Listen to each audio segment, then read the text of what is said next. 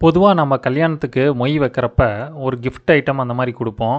இல்லன்னா ரொம்ப நெருக்கமானவங்க அப்படின்னா, நம்ம வந்து கோல்டு, சில்வரு அந்த மாரி சின்ன சின்ன காயினோ, 1 கிராம் காயினு இல்லன்னா 1/4 கிராம் காயின் இந்த மாரி வந்து அவங்க வசதிக்கு ஏத்தபடி நம்ம வந்து நெருங்கிய நண்பர்கள், உறவினர்கள் அப்படின்னா அந்த மாரிலாம் குடுத்துருப்போம். பட் நான் ஒரு 5 வருஷம் முன்னாடி குடுத்த ஒரு மொய் வந்து, இன்னைக்கு அவங்களுக்கு ஒரு பெரிய சேமிப்பா வந்து உபயோகமாயிருக்கு அப்படின்னா உங்களால நம்ப முடியுதா? அந்த மாரி என்னுடைய வாழ்க்கையில் நடந்த உண்மையான கதை தாங்க அது. இந்த வீடியோவ முழுசா பாருங்க.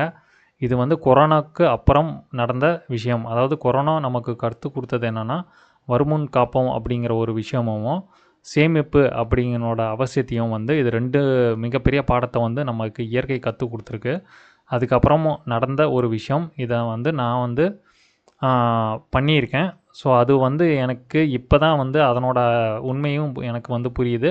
அதே மாரி அது யாருக்கு செஞ்சு குடுத்தேனோ, அவங்களுக்கு வந்து சிரமமா இருந்தாலும், இன்னைக்கு அத நெனச்சு அவங்க வந்து ரொம்ப கொஞ்சம் பெருமைப்படுறாங்க. நல்ல ஒரு விஷயத்த பண்ணியிருக்கீங்க அப்படிங்கிற மாரி ஃபீல் பண்றாங்க. ஸோ அந்த ஒரு கதைய தான் நான் வந்து சொல்லப் போறேன். 2021 மார்ச் மாதம் 20ஆம் தேதிங்க. கல்யாணம் நடந்தது. என்னுடைய நெருங்கிய உறவினர். ஸோ அவங்களுக்கு வந்து நான் ஒரு மாப்பிள ஸ்தானத்தில அந்த இருந்து, நான் எந்த ஒரு எந்த மாதிரியான மொய் வைப்பேன் அப்படின்னு எல்லாருக்கும் ஒரு ஆச்சரியமா இருந்தது. ஆனா, நான் என்ன பண்ணேன்னா, நான் எந்த மொய்யும் அந்த டைம்ல வைக்கல. எல்லாருமே வந்து மத்தவங்க எல்லாருமே வந்து மொய் வச்சாங்க. தங்கம் குடுத்தாங்க, வெள்ளி குடுத்தாங்க, பரிசு பொருட்கள்லாம் குடுத்தாங்க. ஒரு மாப்பிள ஸ்தானத்துல இருந்து, நான் அந்த இடத்துல குடுக்கலையே அப்படின்னு எல்லாருமே ஏன் குடுக்கலங்கிற மாரிலாம் நெறைய கேள்விகள் வந்தது. நான் அதெல்லாம் எதுவுமே கண்டுக்கல. ஏன்னா, பொதுவா வந்து கிஃப்ட் குடுக்கறதுங்கிறது, அவங்களுக்கு வந்து வாழ்க்கைக்கு இத உதவுற மாரி ஒரு விஷயத்த குடுக்கணும். தங்கம் குடுக்குறோனோ, வெள்ளி குடுக்குறோம் அப்படின்னா, அத கண்டிப்பா வந்து ஒரு எமர்ஜென்சி அப்படின்னா அவங்க வந்து அத சேல் பண்ணிருவாங்க. ஸோ அது வந்து அ நார்மலா எல்லாருமே பண்றது தான். ஆனா, அது வந்து லாக் பண்ண முடியாது. சப்போஸ் இன்னைக்கு வந்து நம்ப வந்து குடுத்துடுறோம், தங்கம் குடுத்துடுறோம்னா, ஜஸ்ட் 1 மந்த்லயே அவங்களுக்கு தேவைப்படுதுன்னா, உடனே வித்துட்டு அத வந்து செலவு பண்ணிருவாங்க. பட் நான் ஒரு 5 வருஷம் லாக் பண்ற மாரி ஒரு சேவிங்ஸ வந்து அவங்களுக்கு ஏற்படுத்தி குடுத்தேன். அதாவது இத வந்து எப்படி சொல்லலாம்னா, ஒரே கல்லுல 4 மாங்கா அப்படிங்கிற மாரி வந்து நான் கான்செப்ட் பண்ணேன். இது வந்து இதுக்கு எனக்கு உத்வேகமா இருந்தது எப்படின்னா, நான் 2004 டூ 2007ல 3 வருஷம். அந்த 3 வருஷத்துல நான் சிறு சேமிப்பு முகவரா இருந்தேன் போஸ்ட் ஆஃபீஸ்ல. 3 வருஷம் தான் லைசென்ஸு. அதுக்கப்புறம் வந்து ரினியூவல் வேணும்னா பண்ணிக்கலாம். நான் வந்து என்ன பண்ணேன், அந்த டைம்ல அந்த 3 வருஷம் மட்டும் தான் பண்ணேன். அதுக்கப்புறம் ஐடி ஃபீல்ட்ல வந்து ஜாபுக்கு போயிட்டேன்.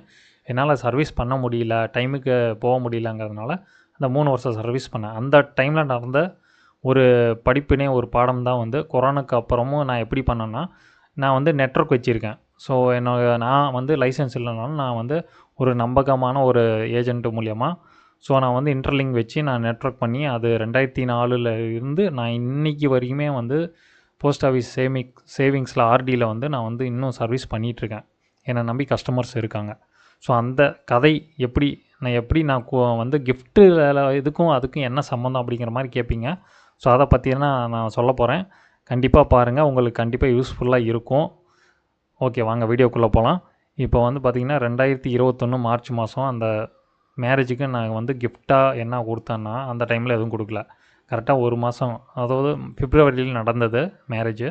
நான் வந்து மார்ச்சில் தான் வந்து கொடுத்தேன். எந்த மாதிரினா, போஸ்ட் ஆஃபீஸ் ஆர்டியில் ஒரு ரூ. 500 அக்கௌண்ட் வந்து இனிஷியலாக நான் ரூ. 1000 மொய் வைக்கலான்னு சொல்லி அந்த வந்து 2 மாதத்துக்கு கட்டி கொடுத்துட்டேன். அதெல்லாம் முன்னாடியே மேரேஜுக்கு முன்னாடியே நான் அவங்ககிட்ட கேட்டு, உங்களால் எவ்வளோ முடியும்? ரூ. 1000 முடியுமா? 2000 முடியுமா மாதம்? அப்படின்னு எல்லாம் இன்ஃபர்மேஷன்லாம் கேதர் பண்ணி, அவங்களுக்கு ரூ. 500 தான் முடியும்னு சொன்னாங்க.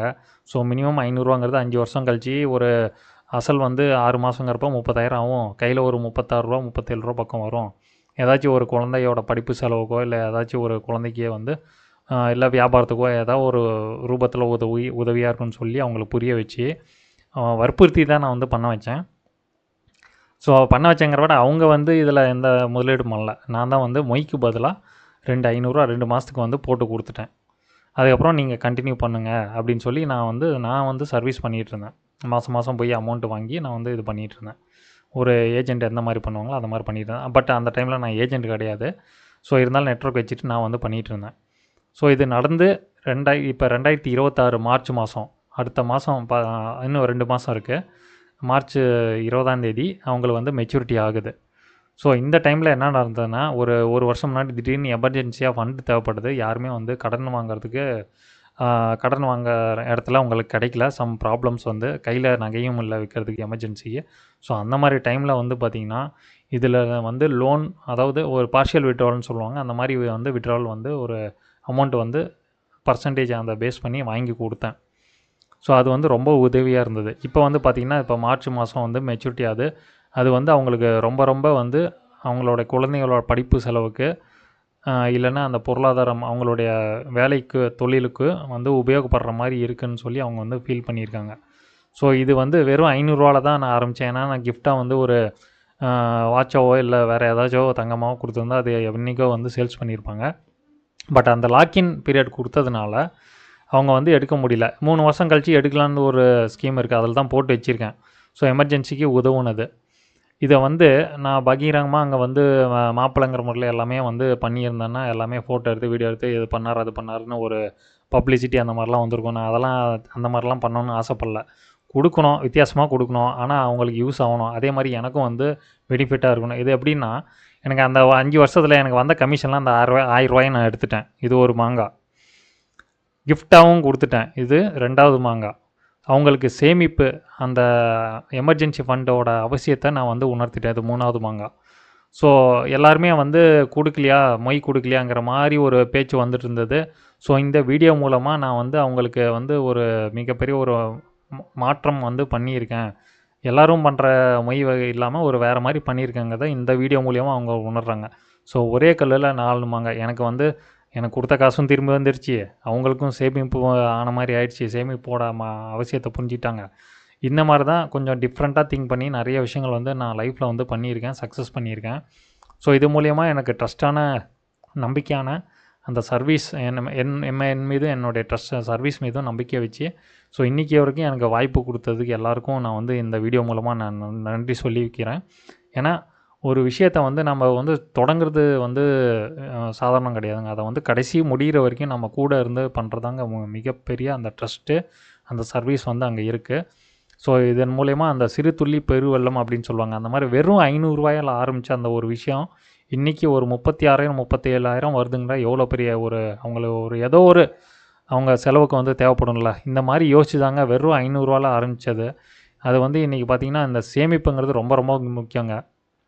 என்னுடைய வெல்த் க்ரியேஷனில் வந்து சேமிப்புங்கிறது ரொம்ப ரொம்ப முக்கியம். நம்ம எந்த அளவுக்கு முடிஞ்ச அளவுக்கு நம்ம சேமிப்பும் பண்ணுறோமோ அதுதான் நம்மளை வந்து ஒரு கடன் வாங்குகிற சூழ்நிலையிலேருந்து நம்மளை காப்பாற்றும். ஸோ இது வந்து ஒரு சிறந்த உதாரணம். இந்த வீடியோவை தொடர்ச்சியாக பார்த்தவங்களுக்கு ரொம்ப நன்றி. நம்ம சேனல் தொடர்ந்து சப்ஸ்கிரைப் பண்ணி லைக் பண்ணுங்கள், ஷேர் பண்ணுங்கள் நிறைய பேருக்கு. இந்த மாதிரி நிறைய விஷயங்கள் இருக்குது. வெல்த்து, மேனிஃபெஸ்டேஷன், யூனிவர்சல் பவரு, இது எல்லாமே நான் சொல்கிற விஷயங்கள் எல்லாமே வந்து என்னுடைய லைஃப்பில் ரியல் லைஃப்பில் நடந்த விஷயத்தை தான் நான் வந்து உங்கள்கிட்ட ஷேர் பண்ணுறேன். கண்டிப்பாக உங்கள் லைஃப்க்கு கண்டிப்பாக இதிலேருந்து உங்களுக்கு ஏதாவது ஒரு வகையில் யூஸ்ஃபுல்லாக இருக்கும்னு நம்புகிறேன். நன்றி, நன்றி, நன்றி.